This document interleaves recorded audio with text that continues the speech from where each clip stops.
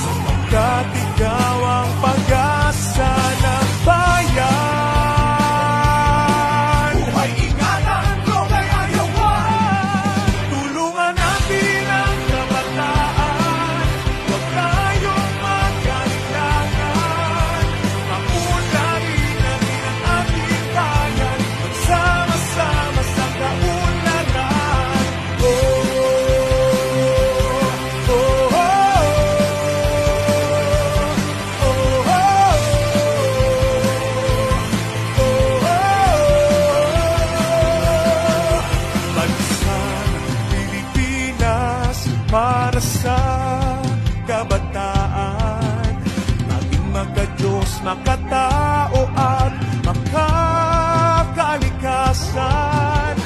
Mamamayan, labanan ang droga. Buhay, ingatan, droga'y ayawan. Buhay, ingatan, droga'y ayawan. Tulungan natin ang kabataan, huwag tayong magkalakan. Paunlarin natin ang ating bayan, sama-sama sa naunlaran. Tulungan natin ang kabataan, huwag tayong mag-alinlangan. Paunlarin natin ang ating bayan, sama-sama sa naunlaran. Mapalat tayo sa araw nito kasi kapapanayin natin ang vocal person po ng Samadak regarding sa nagaganap nating CBDRP Pink Batch po. Ngayon po natin pala. Conjugate ang kasama nila sa araw nito. Continuous na mga effort ng ating Samadak para po sa CBDRP program. Nakakatuwa po kasi yung participation po ng ating mga taga-PNP. Talagang lubos po kami nagpapasalamat sa napakasipag nilang pag-coordinate po sa ating NGO sa pagpapalipad po sa ladies po yung ating mga madam sa barangay. Maraming salamat po dahil nasa ikalimang CBDRP po tayo. At kasalukuyan po nasa mahigit na 30 po ang ating participants ngayong batch. I'm sure po madadagdag po ito. Hindi po natatapos po kaya po maraming salamat po sa ating mahal na mayor, Bartolome Rivera sa patuloy na pagsuporta po, very hands-on po sa ating programa na sa Thank you, Ma'am Juliet. PNP lagi na ito dito pa. Maraming salamat po. At nandito lang din po ang Samadak para sa ating mga programa.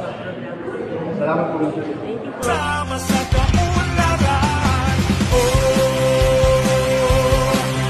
oh. Vida. Oh, oh, oh. Vida. Oh, oh, Vida. Ito po ang ginawa natin drug awareness campaign sa ating mga PWOODs.